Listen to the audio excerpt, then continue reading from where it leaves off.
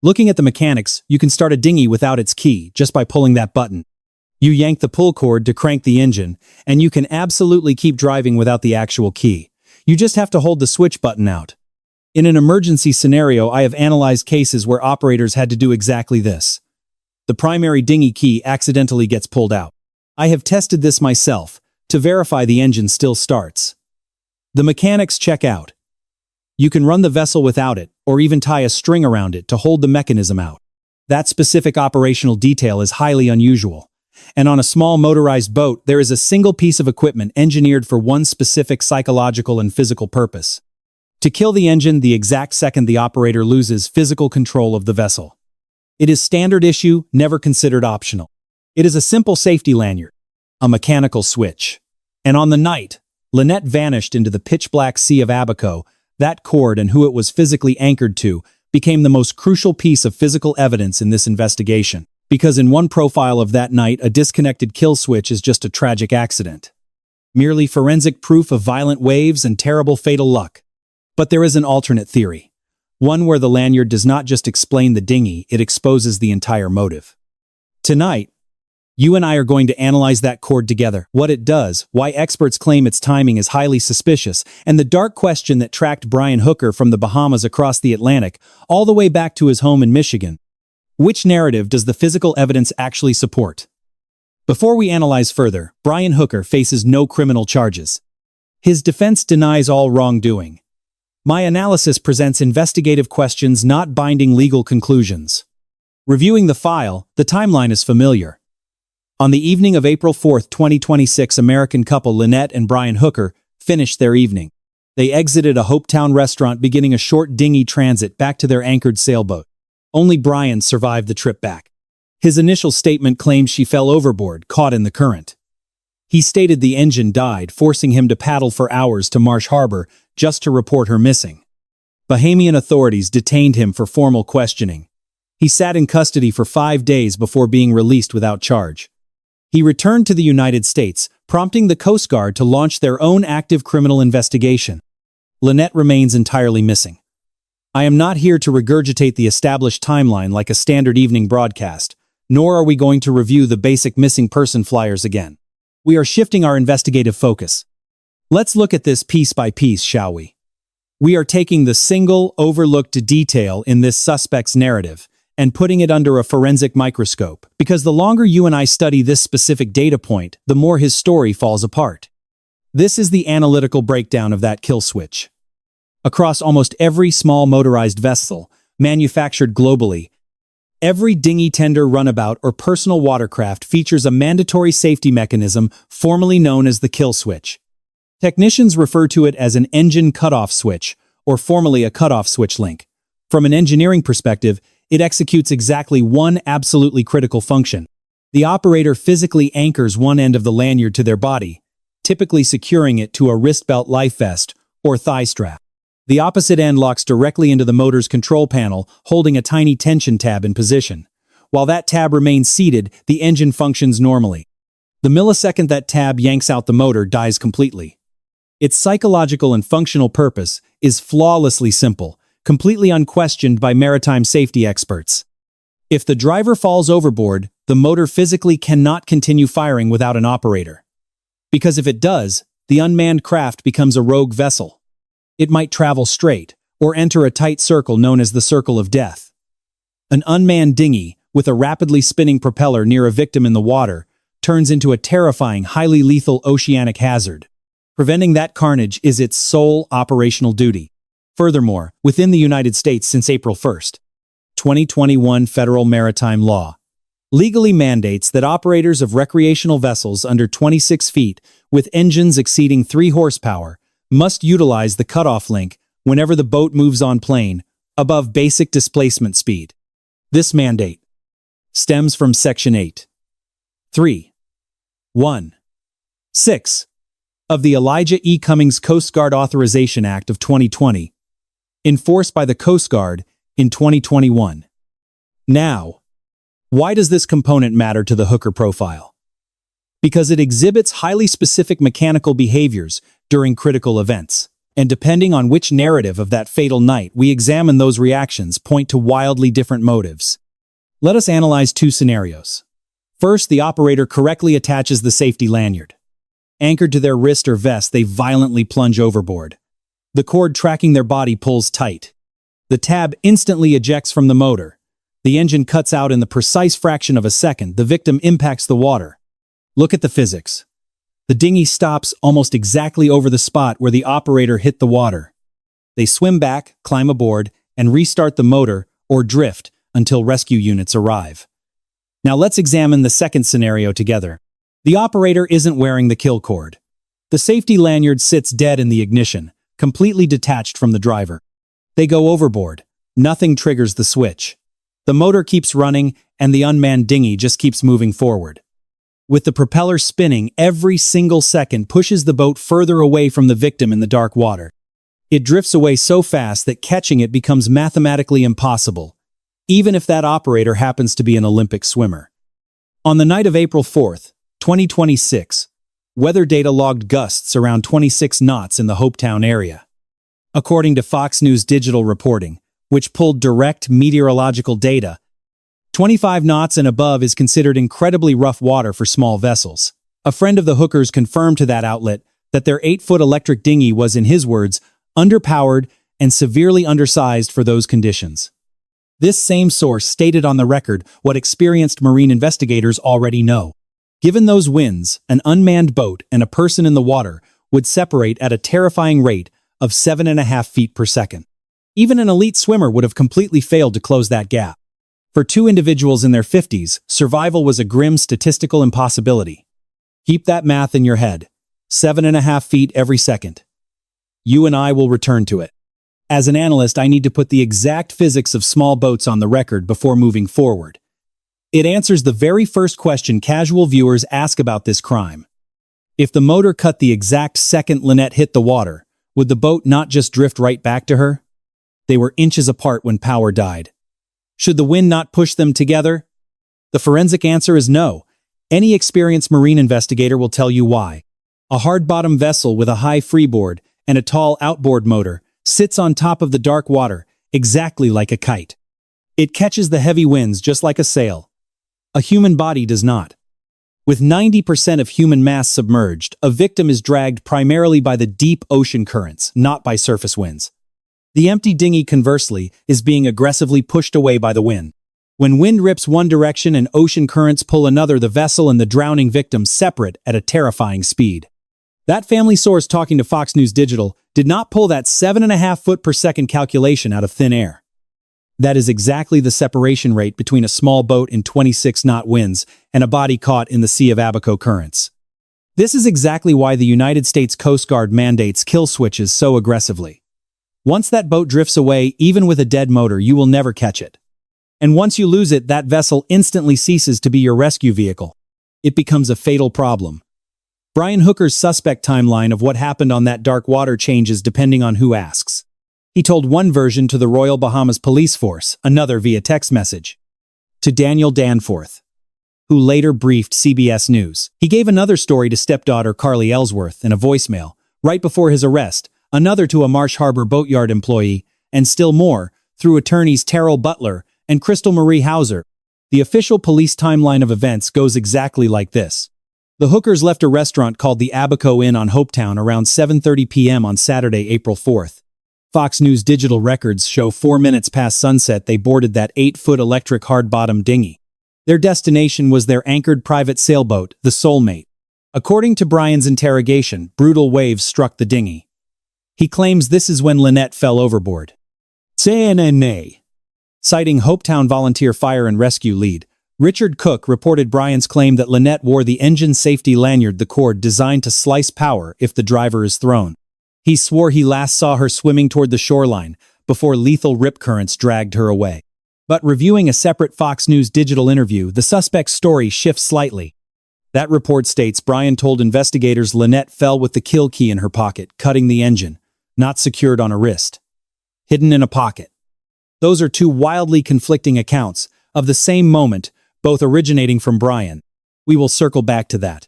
3 days post-disappearance, he left a voicemail for stepdaughter Carly, later leaked to News Nation. In it, he claimed he threw a safety float bag and that Marine Patrol recovered it. That audio evidence is now permanently in the public record. On the recording, the husband claims Hopetown Search and Rescue phoned him. He says they located the flotation device he supposedly tossed to his wife after she plunged overboard. He notes she was still missing, but that the search teams could now isolate a much smaller grid. Then, with a dead motor and his wife vanished, he claims he grabbed paddles and rowed for hours across the Sea of Abaco. His dinghy allegedly drifted onto a rocky Marsh Harbor shoreline, where he hiked through dense brush toward a boatyard. According to Fox News digital reports, he ran into a Marsh Harbor boatyard worker named Smith. Smith told reporters the suspect arrived around 4 a.m., completely drained after supposedly paddling all night. The worker noted Brian claimed his final glimpse of Lynette was her swimming toward Hopetown, clutching a yellow bag. Curiously, Smith observed the husband wearing a yellow bag when he washed ashore. In that same interview, Smith recalled Brian claiming he fired 2 distress flares from his vessel in the dark. The suspect alleged his first flare launched, but a passing boat completely ignored it. He claimed a second vessel totally ignored his next flare too. Suspicious Smith finally dialed law enforcement, who arrived around 5 a.m. That is the narrative. Or rather, that is the tangled cluster of stories. Because while the main outline holds, let's examine the details together. You will notice the facts shift depending on who speaks and when. As an analyst, I see minor shifts. But the discrepancy about where the boat key was when Lynette vanished, that is a massive red flag. Every single claim has been dissected by the family journalists, maritime experts, and the United States Coast Guard. And that specific kill switch narrative, his convenient excuse for why the motor died, is the piece of evidence rapidly falling apart. Before digging deeper, I need to point out a few physical items this entire kill switch debate constantly brushes up against. The victim's daughter mapped these out during a recent sit-down with investigative journalist Ann Emerson on the Criminally Obsessed show. This interview happened right after she returned from the Bahamas, where she forensically retraced her mother's final known movements. First up is that float bag. The husband's voicemail claimed he tossed a life-saving device to his wife and that rescue crews eventually recovered it. The exact coordinates of its recovery, compared to where Lynette was last spotted, remain sealed. And where her body went, that has never been answered. The second clue is her smartwatch. Carly noted her mother always wore an Apple Watch. From an investigator's perspective, that device's GPS pulse rate and motion logs should absolutely pinpoint the exact second Lynette hit the dark water. The daughter hasn't confirmed if that watch was ever dragged from the sea or if its telemetry was extracted. But as an analyst, I know the secrets trapped in that hardware could break this entire missing persons case wide open. The third piece is the victim's final outfit and the very last security footage of her alive. On Criminally Obsessed, Carly detailed her mother's daily habits. She profiled her psychological baseline and exactly what clothing she wore. Alone, these isolated details don't prove murder. But stick with me here. You and I know behavioral evidence always leads back to one central glaring question. Did the victim leaving Hopetown that night act like someone who was willingly preparing to pilot a boat blindly into 26-knot gales, while her highly trained sailor husband just sat back as a passenger? Processing these clues fuels Carly's core theory today. As she told NBC News reporters, this wasn't just some tragic maritime accident. Across major networks like Fox News, CBS News Nation, and the Detroit News, Carly has firmly profiled her mother as someone who absolutely never piloted that vessel. Her statement to Fox News Digital was incredibly blunt. She stated, and I quote, "I am confused why she has the keys because she never drove the dinghy. It was always Brian." So the story just doesn't add up right now. She also noted her mother possessed over 10 years of nautical experience and was quoting her CBS News interview directly, an incredibly strong swimmer. In that same Fox News Digital profile, she classified her mother as highly athletic, someone who wouldn't just clumsily slip off a deck. That psychological profile is the first massive contradiction, and investigators still haven't resolved it. The suspect's defense team aggressively pushes back, insisting Lynette absolutely controlled that dinghy and physically steered the tiller that night. Defense lawyers Terrell Butler in the Bahamas and Crystal Marie Hauser in Michigan formally state their client entirely denies all criminal allegations. But judge this with me. Even accepting his full alibi, you and I must swallow this fact.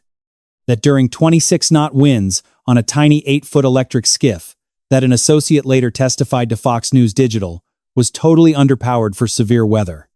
A military veteran, with intensive Marine Corps training. A behavioral trait Carly herself formally placed on record. Let's look at the facts. According to their friend Blaine Stevenson on News Nation, the suspect simply sat down. He let his wife drive the dinghy, a vessel Carly claims she had never operated before. This observation about Brian's Marine Corps background didn't just materialize. Carly brought it up directly while speaking with News Nation's Wood affiliate. In her own words, she stated, "I don't understand why he didn't drop anchor and look for her, or even swim to go get her because he was a Marine." As an analyst, his story just doesn't add up. Separately, their friend Blaine Stevenson echoed this to News Nation, saying, "Exactly, Brian, I know he was a former Marine." Two sources on the record. Both highlighted his military background. Both noticed the glaring gap between what a trained soldier would actually do and what Brian claims happened. If the water was truly that violent, a military-trained experienced operator doesn't hand control to an amateur passenger. He takes the tiller. But if the sea was calm, the psychological profile shifts. The criminal investigation must ask, how did she fall overboard in the first place? The second knot in this kill switch alibi is the timeline above water and the massive delay in reporting her missing. The suspect claims they departed around 7:30 p.m. on April 4th. Fox News Digital clarified this departure was roughly 4 minutes after the sun went down. Minutes after leaving, the dock darkness fell. By his own narrative, he didn't wash ashore at Marsh Harbor until around 4 a.m. on April 5th. A boatyard employee named Smith told Fox News, "Digital authorities arrived near 5 a.m. That is nearly 9 dark hours between leaving Hopetown and Bahamian police actually showing up at the marina to take his official statement." From an investigative standpoint, paddling a dead dinghy across rough nighttime water after a fatal trauma would definitely eat up the clock. No analyst would dispute that. The water between Elbow Cay and Marsh Harbor spans several open nautical miles. The ocean currents and harsh wind direction entirely dictate the speed of that drift. Brian also claimed to Smith that he desperately fired 2 emergency flares into the night sky trying to signal for help. Per Fox News Digital, Smith says Brian watched 2 boats pass him in the dead of night. Both allegedly ignored his flares. In crime, reconstruction flares rarely rely on the word of just one suspect. Currently, there is zero independent evidence proving any vessels passed Brian Hooker during those missing hours, or spotted a single flare. Not a single witness has come forward. This crucial flare narrative only exists as a second-hand story passed from the suspect to Smith. It is simply hearsay at this point. But for homicide detectives, this exact detail is entirely verifiable. The Coast Guard logs radar. Detectives canvass the docks. Firing a flare leaves a trace. We don't have those answers yet. But here is the disturbing part. Stick with me here. If he paddled for 9 hours shooting flares into the dark, he was actively making himself visible to anyone on that water. Visibility works both ways. If random boats could see his emergency signals, someone might have spotted Lynette going into the water. This flare story does not strictly break the timeline, but it is a massive red flag investigators must interrogate him about. Where are the spent canisters? When were they deployed? Did any mariner actually witness the flash? Everything in this suspect timeline traces back to one central element, the dead motor. If it actually cut off when Lynette drowned, the rest of the night was set in stone. No power, just paddles, ocean currents, and 9 empty hours. This leads us to the most chilling theory about the boat's engine we have uncovered yet. Here is where the murder theory takes root. Every forensic maritime expert reviewing this dinghy case agrees on one absolute, undeniable fact. The engine kill switch had to be physically attached. Not just sitting in the ignition, clipped to a wrist or a vest. United States federal law mandates this on vessels under 26 feet whenever the motor is pushing above displacement speed. Bahamian jurisdiction lacks that exact same rigid boating statute, but the psychological and physical safety logic remains identical. The cutoff lanyard is specifically designed to kill a runaway boat before it slaughters anyone floating nearby. Unless it is firmly clipped to the active driver, absolutely none of those fatal water hazards are mitigated. According to Brian's CNN interview, Lynette wore the clip because she was allegedly driving. If true, the engine died the second she slipped over the edge. In that scenario, the switch functioned perfectly. It just ended in a tragedy. So what do you and I make of his second story? Fox News Digital reported. Lynette never wore the lanyard at all, but somehow kept the boat key buried deep inside her pocket. In that timeline, the motor didn't die because the safety mechanism actually did its job.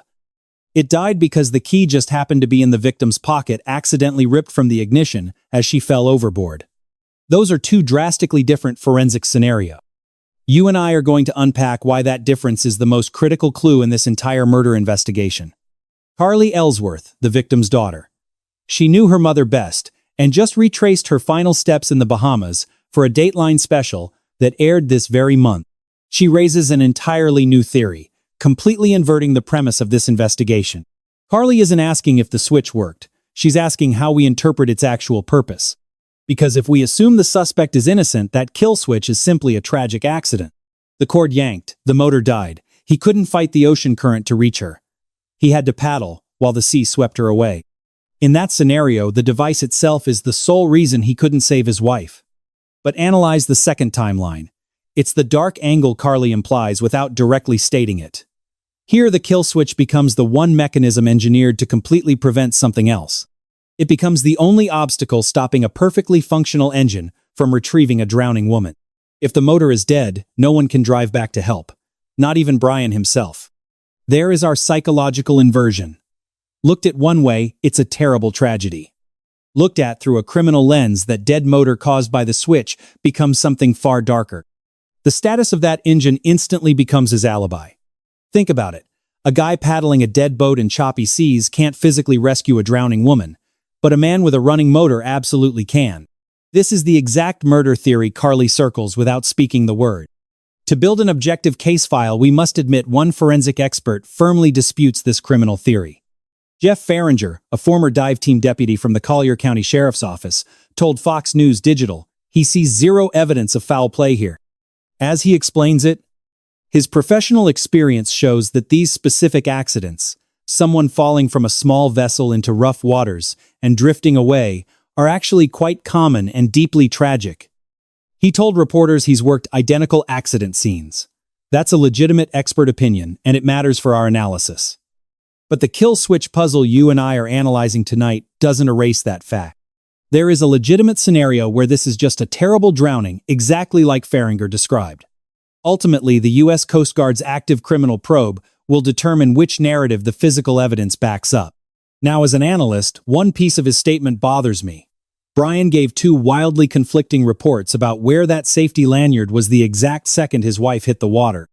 CNN's investigative report, quoting Hopetown volunteer fire and rescue leader Richard Cook, claims Lynette was physically wearing the engine safety lanyard around her wrist. That's the on-the-wrist profile. It's the timeline where the emergency switch functioned flawlessly by design. The cord yanked, the plastic tab popped, the outboard motor died. But Fox News Digital notes, Brian told police she fell overboard with the key tucked inside her pocket. That is a completely contradictory forensic narrative. That's a timeline where the cord was just resting somewhere nearby. Maybe plugged in, maybe tossed aside. But the key itself was loose in her clothing, dragging into the dark ocean purely by gravity, not by proper safety protocols. Evidence dictates both cannot be true. Either that lanyard was securely on her wrist or stashed in her pocket. These two scenarios create entirely different forensic evidence. They result in vastly different engine shutdown timing. They dictate totally different distances between that idling dinghy and the drowning woman in those critical seconds after she vanished. And they force an experienced sailor to answer hard interrogation questions about why he wasn't driving his own vessel. As an analyst, it's tough visualizing a seasoned Marine Corps veteran riding a tiny dinghy at night through 26-knot gusts. 4 minutes past sunset, navigating water, a witness told Fox News was violently rough and somehow never checking the exact location of that crucial safety line. Never confirming it was strapped to a wrist. Never confirming it was secured to his own wrist. Stick with me here. Whichever timeline you believe, that device wasn't used properly. That glaring error shadows every single piece of this case. The public keeps hunting for a motive. What drives a husband to violently end a 25-year marriage, which is exactly what prosecutors must prove if homicide charges are ever filed? And up until tonight, we've only examined scattered forensic fragments. You and I are unpacking Carly's claims of a toxic marriage, a 2015 Kentwood, Michigan police report, an Onstead, Michigan neighbor telling the Detroit News about a long, bitter history of domestic fighting, a January 2024 text Lynette sent a friend uncovered by CBS News, revealing dark fears about Brian and life at sea, separation, eventual reconciliation. But none of this proves motive. It merely paints psychological context. That 2015 Kentwood incident requires closer analysis. Both sides of the defense and prosecution have weaponized it. Per police reports, secured by CNN and Fox News Digital, Lynette Hooker was actually the one arrested that night. Brian Hooker claimed to the responding officer that his wife violently assaulted him, striking him again and again. The responding officer documented Brian sporting a swollen, bloody nose. Lynette, officially described as highly intoxicated in the report, swore Brian had also struck her directly in the forehead. Police documented 0 visible physical injuries. A prosecutor reviewed the file later, concluding there was simply insufficient physical evidence to prove who actually triggered the assault. The criminal case stalled out. Neither party received a legal finding. Brian's defense attorneys used that specific file to argue the marital violence was never totally one-sided. From an analytical standpoint, that is a fair argument. But Carly points to that exact record for darker reasons. She told Griff Jenkins on Fox and Friends she had personally watched Brian, and these are her exact words, choke out one of his daughters before. And we had to go to court for that. So he's just repeating patterns. She also informed Fox News Digital during those same media interviews about a long history of, and quoting her directly here, him choking her out and threatening to throw her right overboard. Brian has completely denied those claims through his legal team. Bahamian attorney Terrell Butler told Fox News Digital that Brian Hooker categorically and unequivocally denies any wrongdoing, particularly pushing back against those recent allegations made by Carly Ellsworth. Michigan defense attorney Crystal Marie Hauser, in a totally separate statement, has also pushed back, urging the public to remain open-minded, stressing there is 0 hard evidence supporting the allegations made by Carly and Lynette's mother, Darlene. Both psychological profiles now sit in the public record. They remain heavily disputed narratives locked in a media war. Neither has been formally tested in court. Then there is that crucial 2024 message Lynette sent to a close friend in January. CBS News reported on this critical text exclusively. In it, she voiced severe anxieties regarding Brian and living isolated at sea right around their separation. They would later reconcile. The entire text has not been leaked, but its mere existence and ominous timing are permanently etched into the public record. Let's look at this together. The kill switch question. A severed kill switch does not prove an actual murder motive. But it is something far more dangerous than motive. It is pure opportunity. It is the exact mechanism where a man alone on a tiny boat, stranded in dark, rough water, with a dead engine gains 9 uninterrupted hours. 9 hours where it is physically impossible for anyone else to know what happened on that dinghy. That is exactly what Carly told NBC News on April 9th. That, quoting her directly, this felt entirely pre-planned, not like some tragic accident. She completely refused to believe her mother, a highly experienced swimmer, and a veteran sailor had just randomly tumbled from a small dinghy near a marked Bahamian channel holding the boat keys, especially when she had absolutely never driven that dinghy before. In criminal profiling, both things can actually be true. Brian Hooker has not been criminally charged. He might never be. The United States Coast Guard's active investigation could completely close without a definitive finding. There may genuinely be 0 physical evidence. That is exactly what defense attorney Hauser has stated publicly. There is also no victim's body, and investigating any suspected homicide without a body makes closure nearly impossible. But that kill switch anomaly is not fading away. Whenever this mystery is analyzed on a podcast, a primetime special, or right here, that single device, that isolated engine, becomes the psychological lens we use to interpret every single piece of evidence. You might be wondering how the Coast Guard actually investigates this. Well, kill switches and safety lanyards are tangible physical objects. They hold distinct wear patterns. They can be forensically examined. That cord is entirely recoverable. The plastic clip on its end is recoverable. The specific mounting point on the motor itself is recoverable. While none of those isolated pieces prove a murder, they tell forensic investigators exactly what was happening on that engine. A clip that sat totally unused will look completely different from one that was securely fastened to a human wrist. Forensic wear patterns on that cord reveal if it was routinely tethered to a sailor or if it had simply been sitting tightly coiled inside a dry storage locker for months. The internal mechanism of that specific kill switch on board, that specific piece, the clip that snaps when the cord rips out, has its own physical signature. You and I know a switch turned off by hand leaves a completely different mechanical signature than one ripped out by force. Investigators are tearing into that right now. The search warrant executed on the Hooker vessel, reviewed by CBS News, specifically greenlit the seizure of digital video recorders, tablets, and mobile phone gear. That is exact language straight from the document. The paperwork explicitly states, these electronics might contain material evidence directly tied to a missing person incident involving bodily harm. That is not the phrasing of a standard search and rescue. That is the cold language of detectives building a murder timeline. Where was Brian's phone? Where was Lynette's phone? What footage exists on those GoPros? Did the dinghy have an onboard camera running? Exactly what final coordinates did the vessel's chart plotter lock in? Authorities are keeping that locked down tight. But that specific wording in the warrant, obtained by CBS News, reveals exactly what dark theories Bahamian and U.S. federal agents are actively weighing. Every single question circles back to that kill switch. If the motor died the second Lynette hit the water, the dinghy's GPS track should clearly show an immediate dead stop.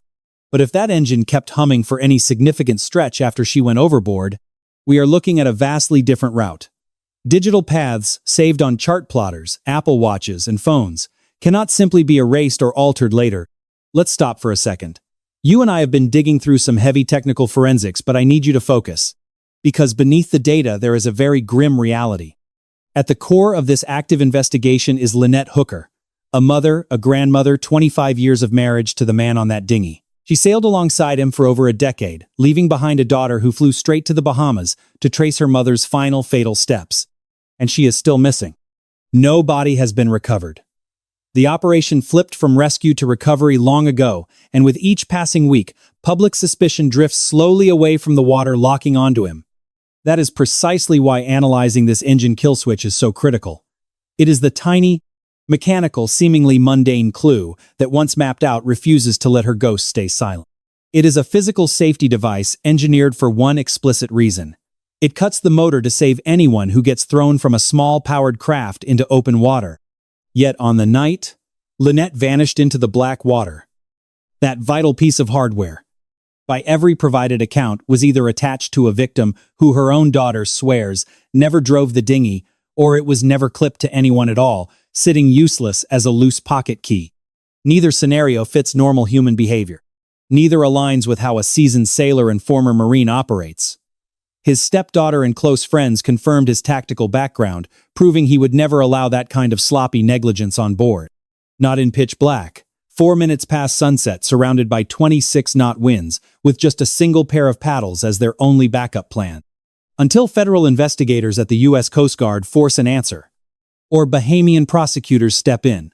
Or Brian Hooker speaks without hiding behind a defense lawyer's carefully drafted statement that kill switch remains the most deafening piece of silence in this case. If you hold any missing pieces, any solid information regarding Lynette Hooker, the dark events of April 4, 2026 in the Hopetown area of the Bahamas, the vessel's soulmate, or that exact route toward Marsh Harbor, please call the Royal Bahamas Police Force or the U.S. Coast Guard Investigative Service immediately. You can stay completely anonymous. This criminal probe is active. The recovery operation continues. Anyone sailing the Sea of Abaco the evening of April 4th or early April 5th, if you spotted an 8-foot hard-bottom dinghy, an electric outboard motor, 2 people on board, or just one single person paddling in the dark, make the call. If your boat was anchored off that exact coastline between Elbow Cay and Marsh Harbor, and you witnessed absolutely anything suspicious that night, even a random flare in the distance, report it. If you were physically on shore near Hopetown early that evening and watched the couple walk out of the Abaco Inn together, contact authorities. Carly Aylesworth started a GoFundMe campaign named Help Find and Honor My Missing Mom, pushing to fund search efforts and potentially pay for a memorial. That specific fundraiser is a verified public record, confirmed by News Nation. Lynette has family waiting by the phone. People who refuse to stop digging. People who deserve the brutal truth. You and I need to keep the pressure on. If this breakdown made the forensic timeline clearer for you, share the video. Pass it to someone in the marine community. Send it to locals down in the Bahamas. Forward it to anyone living in Michigan. The more public scrutiny we apply, the harder it gets to sweep this mechanical kill switch evidence under the rug. Hit subscribe if you want to keep tracking this investigation. Whether you are tuning in from Lagos or Nairobi, London or Atlanta, Philadelphia, or Kingston, Sao Paulo or Miami, every single subscriber forces this suspect profile in front of more potential witnesses. More eyes on this case means mounting pressure for real answers. Stick with me. Subscribe and leave notifications on. That way, when I return to a psychological profile where one tiny piece of evidence unravels the mystery, you will be ready. My case file builds on active reporting from CNN, Fox News, Digital NBC News, CBS News, News Nation, The Detroit News, and The Today Show. Right now, Brian Hooker faces absolutely no criminal charges. His defense team, Terrell A. Butler and Crystal Marie Hauser, maintain he completely and firmly denies all wrongdoing. Let's look at this together.